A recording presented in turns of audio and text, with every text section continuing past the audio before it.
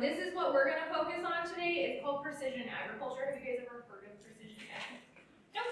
Perfect. So this video is going to explain it to you. Drinking warm water before bed balances blood sugar levels and reverses type 2. Irrigation depth applied along the length of any Zematic is at the leading edge of irrigation technology to support farmers and growers everywhere. Through our unique precision variable rate irrigation system, we help you get water to where the water's needed. Irrigation is critical to many farming operations, and ensuring it is sustainable and managed responsibly is paramount. In an industry governed by unpredictable pressures from the climate, environment, and markets, it's crucial you have control and confidence in your irrigation systems. Zematic Precision VRI is the world's first true variable rate irrigation system. It allows you to vary the irrigation depth applied along the length of any center pivot or lateral loop irrigator, which means you can apply the right amount of water in the right place at the right time. You have control right down to individual sprinklers. Application depths can be customized according to soil, crop, slope, aspect, fertigation, and chemigation requirements. It's the only system that allows a constant system flow rate to be set, even on an irrigator with a corner arm, as it retracts and shuts off sprinklers. The system is the ultimate in efficiency. Zematic Precision VRI allows you to avoid areas under the irrigator, such as waterways, roads, and tracks, and unproductive land. It allows you to maximize water, fertilizer, and chemical use, enhance land productivity, and protect environmentally sensitive areas. Managing your Zematic Precision VRI system is easy with fully integrated remote management and control through FieldNet.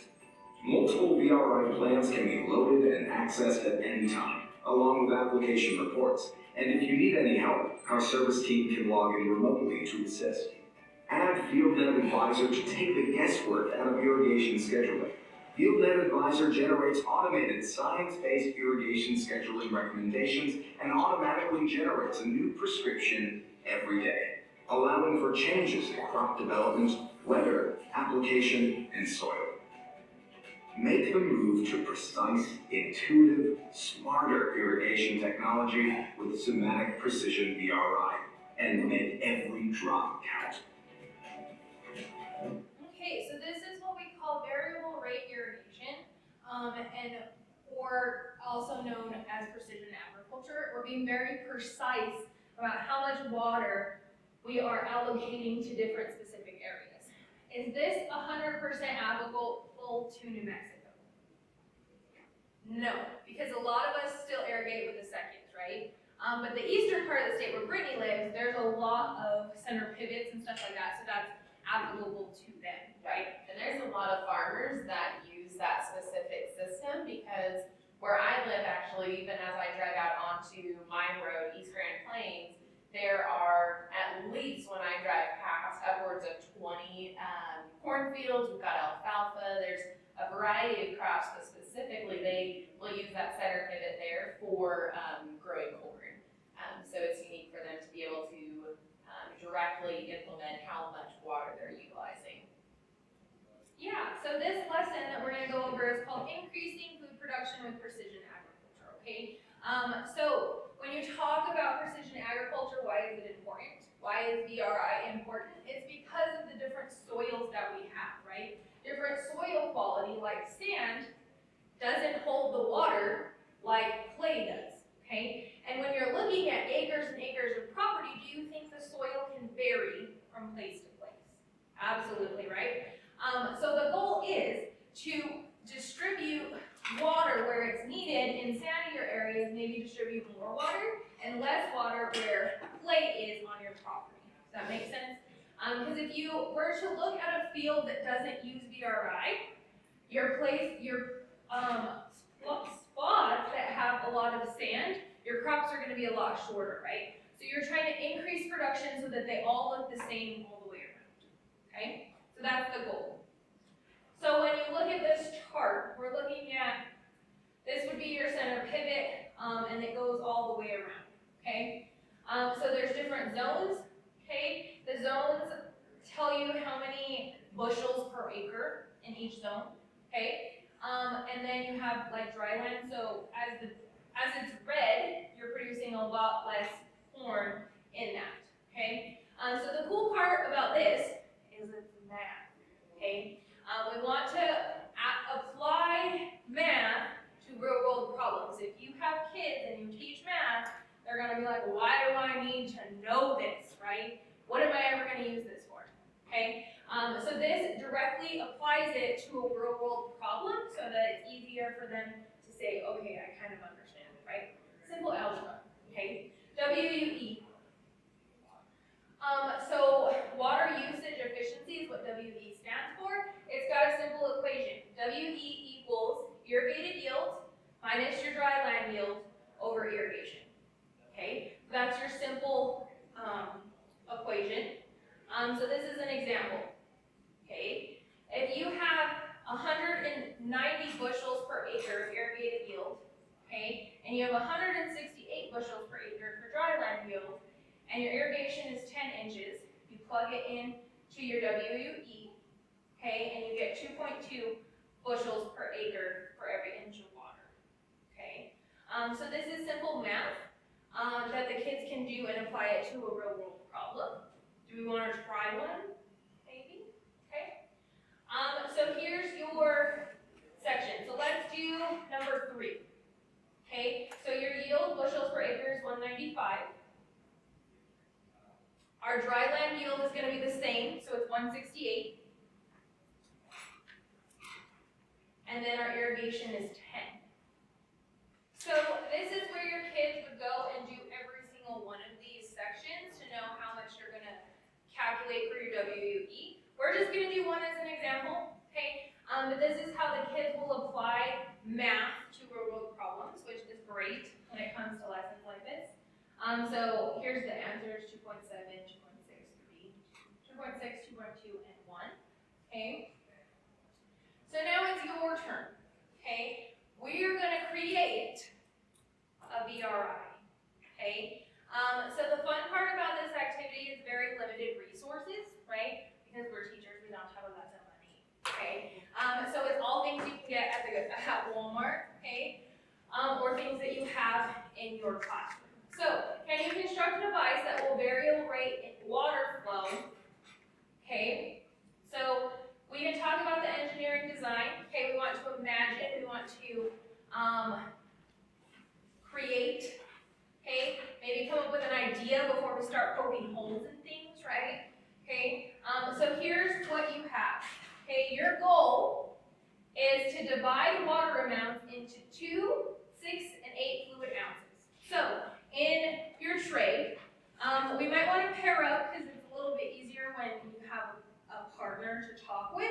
So if you guys would like to pair up, that would be great. If you want to do it by yourself, you're welcome to. But your goal is you have 3 clear cups, okay? You want to get 2 fluid ounces, 6 fluid ounces, and 8 fluid ounces in each individual cup. Does that make sense? So 1 cup has 2, 1 cup has 6, 1 cup has 8, okay? So you will receive a 16-ounce water bottle, a styrofoam cup, 3 plastic cups, and a pair of scissors. Okay, I did give you tape and a paper clip in case you need it. So you're welcome to use that if you need one. Some people have problems poking a hole. So this is what we call precision agriculture. It takes very minimal resources. You guys are welcome to sit down. We're just going to go over some other lessons. You can leave your trays there. We'll clean it up after the session. Okay. So this is a fun activity to get your kids working on that engineering design process with very little materials, right? And we're relating it to agriculture, right? So we're distributing water of different levels to different parts. So we're going to talk about some of the resources on the website. So if you're not familiar with our website, it's www.nmaitc.org. Okay? This is what the front page of our website looks like. Okay? So the cool part about this is we got a lot going on our website, but your best friend will be this red line right here. That is our curriculum matrix. On our curriculum matrix, we have about 600 lessons K through 12 that are free already made for you, tied to standards that you already have to teach, okay? So we try to give you resources to teach agriculture, but not have to do any extra work, okay? So we're gonna talk about some of the lessons that might be available to you when it comes to engineering design, a little bit more complex. Precision ag's like a smaller engineering design, and then we're gonna talk about vertical farming now. But they actually create their own vertical farm, which is super cool, but it's a little bit more complex. So you might wanna maybe try precision ag first with your kiddos before you just throw them into creating something on their own. Well, fixed income is very So if you're not familiar with vertical farming, we're gonna watch a little bit of this video to talk a little bit about vertical. You can't see it on the outside, but this old industrial neighborhood is an agricultural oasis. Inside this former laser tag arena, about 250 kinds of leafy greens are growing in huge quantities to be sold to local supermarkets and restaurants. This is Aero Farms, a massive indoor vertical farm in Newark, New Jersey. Our mission is to build farms in cities all over the world so people have access to fresh, great tasting, highly nutritious food. Crops are stacked more than 30 feet high inside this 30,000 square foot space. They're grown using aeroponic technology. Typically in indoor growing, the roots sit in water and one tries to oxygenate the water. Our key inventor realized that if we missed nutrition to the root structure, then the roots have a better oxygenation. AeroFarm says the root misting system allows them to use 95% less water than a regular field farm. They also use no pesticides or herbicides. Instead of soil, plants are grown in reusable cloth made from recycled plastic. And instead of the sun, there are rows and rows of specialized LED lighting. A lot of people say sun is wait, plants need sun. In fact, the plants don't need yellow spectrum, so we're able to reduce our energy footprint by doing things like reducing certain types of spectrum. This sophisticated climate-controlled system cuts the growing cycle in half, so crops can be grown all year round, but with a much smaller impact on the environment. There's all these stresses on our planet. 70% of our fresh water contamination comes from agriculture. About 70% of our fresh water usage goes to agriculture. 1/3 of our arable land has been degraded in the last 40 years. All these macro trends point to the fact that we need a new way to feed our planet. One of the early champions of vertical farming is Columbia University ecologist Dixon DePommier.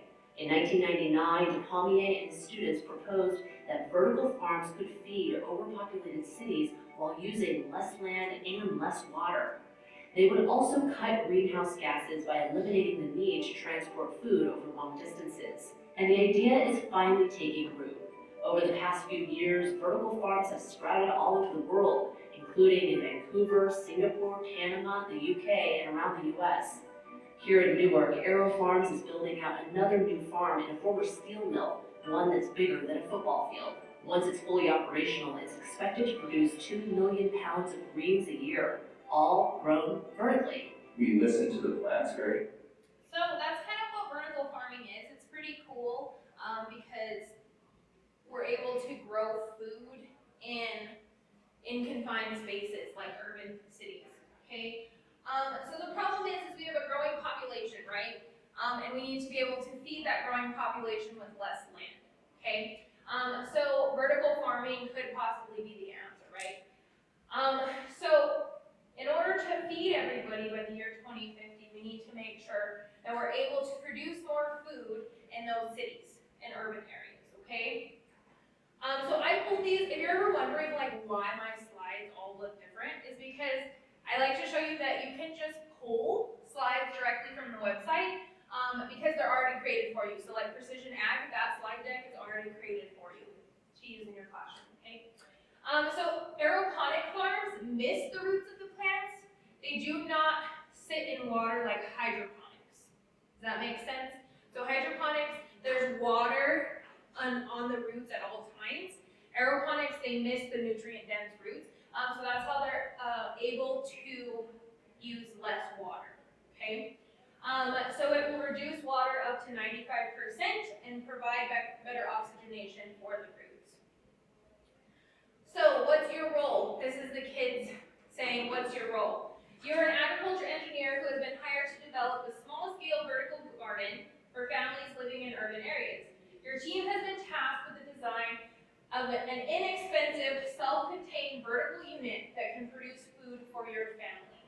So this is what you're presenting to the kids, okay? They're the engineer, they need an inexpensive vertical farming design, okay? Your assignment is, you're gonna team them up, design and construct a vertical garden unit that meets the design criteria and constraints listed in the handout. And then you have them document all of their work, okay? So this is what the lesson is. I kind of just pulled some of those slides. So they're going to actually design a vertical farming unit. So when I say start small scale with engineering design, if you haven't noticed, the kids don't like to critically think. It's actually one of the worst things ever because they're just like, I don't know, why can't I look it up on Google, right? So Precision Ag is a good way to start to get them to use their brain a little bit and critically think. This one does take a lot more critical thinking, right? They have to figure out how are we going to mist the stuff? How are we going to design this vertical unit, okay? So this one is aeroponic engineering and vertical farming. It says grades 6 through 8, but there is one for high school as well, okay? 9 through 12. So you know, the grade bands on our website are what they're for, but I can almost guarantee you I taught high school. I used to pull a lot of activities 3rd through 5th, and the kids love them, okay? So they're very adaptable, and you can kind of increase the content level as you feel fit. But as you know, our students are not on content level, right? So some of that you do have to bring down for them to understand, okay? So this is just highlighting vertical farming. This one specifically takes a bunch of resources, like materials. So if you have a grant, it would be great. It gives you a list of all the materials that you provide the kids. So if you ever get funding, you can buy those materials and incorporate this lesson, okay? The next one, we're going to talk about drones. Do we work with drones at all? So I wanted to talk a little bit about drones because I know you guys are already doing drones, right? So how can we relate drones to agriculture? We have some lessons on drones. This is just an example of how they use drones in agriculture. This one specifically, sheep farmers, okay?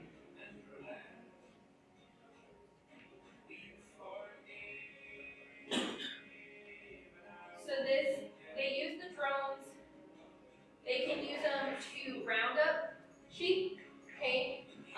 Because as this weird thing is flying in the sky, the animals don't know what that is. And if it gets close to them, they're gonna run away from it, right? You can use it to check on your animals, see if there's any lagging on the outskirts.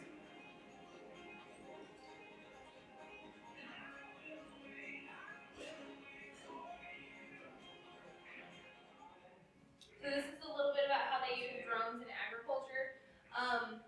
The thing about newer technologies in agriculture is it's kind of hard for older generation people to accept the new technologies, right? So what's the average age of a farmer and rancher in New Mexico?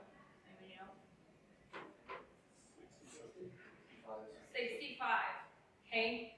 So trying to convince somebody that's 65 to use a drone, okay, so, and I know this firsthand because my brother got a drone and we're ranchers and we couldn't find the bull. They had searched for 4 days on 4-wheelers to find the bull that my dad was looking for. And my brother's like, let me just fly the drone, Dad. He refused. He was like all angry about it. I'm like, come on, what can it hurt? Like, it's not gonna hurt anything, right? So it is kind of hard to get older people to accept the new technologies. But this one's called Drones and High-Tech Farming, okay? They learn the science behind drones, but if you guys are already teaching drones, you might already teach that, right? So you can kind of pick and pull what you're already teaching that you don't need to teach in these lessons. And they're going to explore how drones are used in agriculture and program and operate a drone for the purpose of monitoring grazing sheep, okay? So that's what this lesson is about, drones and high-tech farming. So drones are pretty cool. You're already using it. Then you can just tie in the agriculture aspect of that, okay? So this is one lesson. We're gonna kind of go fast through these. I have a bunch to share with you guys, but drones. Cruising for bruising food packaging. This is one that's super cool because it talks about the food production and how do we get our food from farm to table, okay? So the kids learn about product packaging and they can learn about the balance between function, food safety, and economists by they design a packaging system to deliver how you would deliver like an apple from farm to the consumer, okay?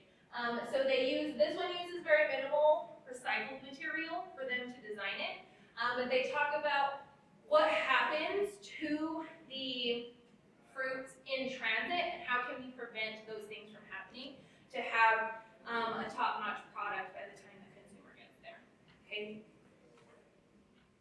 Robots. Do we work with robots? Yeah. So this is going to be similar to what he's talking about. He was talking about earlier.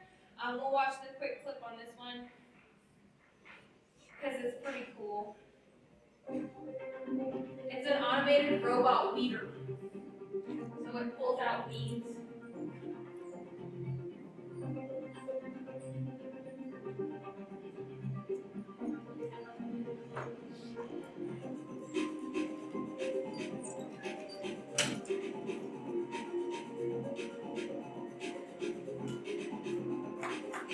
It's solar powered. And it recognizes the different plants by camera. Very cool. I need one of these for my backyard.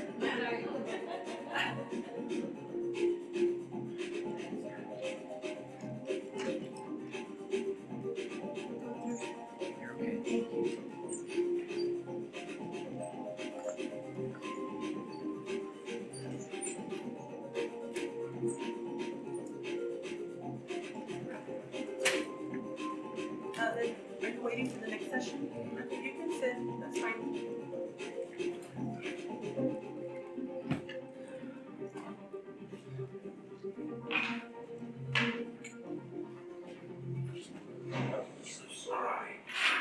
Okay. So when it comes to robots, if you're already working with robots, we have a lesson on how they tie to agriculture. This was just an example. But it's called Robots in High-Tech Farming. Okay? All of the ones that I pulled says 6th through 8th, but I promise you there's a high school version as well. Okay? It just has increased content levels for your high school. So students will discover main components of robots, explore how robots are used in agriculture, and program and operate robots to address farming challenges. Okay? So this one's pretty cool as well. I've never done this in the classroom because my expertise is not robots. But if you guys ever do it, I would love to see pictures. Okay? So robots in high-tech farming. This is one of my absolute favorite lessons. Have you guys ever heard of Temple Grandin, Dr. Temple Grandin? No? So she's big in the agriculture industry. She's autistic. Okay? So she has a book. It's called Thinking in Pictures, right? So I've done this activity in my classroom with my students. And it really opened their eyes to what being autistic is, and a lot of my kids related to being autistic.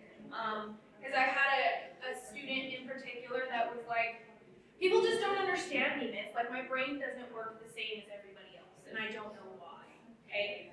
But that's because we watched this, we did some design on this, but they built a cattle chute, okay? Dr. Temple Grandin's design is to build round cattle chutes, and she talks about why that is, okay? But they built one out of cardboard, which is pretty cool. So it's simple ingredients. Facility design, and I like to use curves in facilities. Why do curved chutes work? So it's all about how you sort your cattle to make them less stressed out during the I process. think they're going back to the class. Another reason why So these are her handling facilities that she's designed. is the curve prevents the cattle from seeing people and other scary things up ahead. You tend to have a lot less backing up in a curved chute. straight chutes, you get a lot more backing up because you see the commotion. Also, cattle have a natural circling behavior, and the curve utilizes that behavior.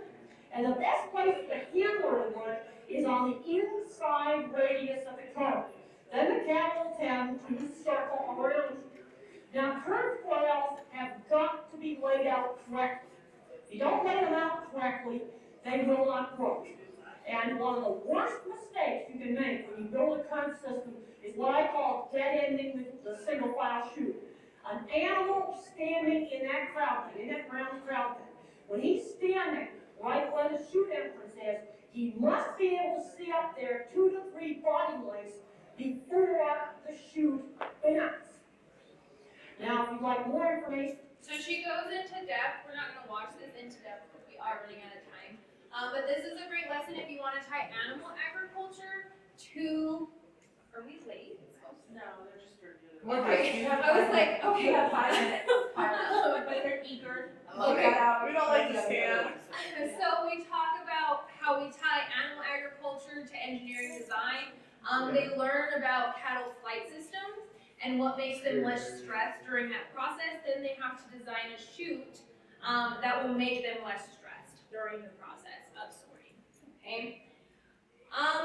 We have another one that ties to animal agriculture when it comes to STEM. It's hen house engineering. So they learn what chickens need in order for us to have a successful hen operation. Okay. And then they create a hen house out of cardboard and they design that process. Okay. So using the engineering design when it comes to hens. Planet Zorcon, are we familiar with this? I know Tracy's done a couple workshops with this. But students explore the connection between individual behavior and resource use. They learn the difference between renewable and non-renewable resources. Okay. They identify careers, and they do a simulation where they have to collect resources, but they have to be smart about which resources they collect. Okay, so this is also another engineering design STEM activity. This is our website. I was just going to talk a brief bit about this button right here. So if you go to our curriculum matrix, there'll be a button right here that says sign up for My Binder. Okay, My Binder is like your very own personal lesson book. Okay, you can add lessons to it that you want to see, and you log in every time and they're there. They're also automatically updated, so if there's ever any changes to the lesson itself, they'll automatically be updated.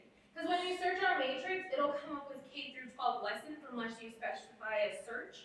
But if there are lessons you're interested, you can add them to My Binder, and they'll always be there for you.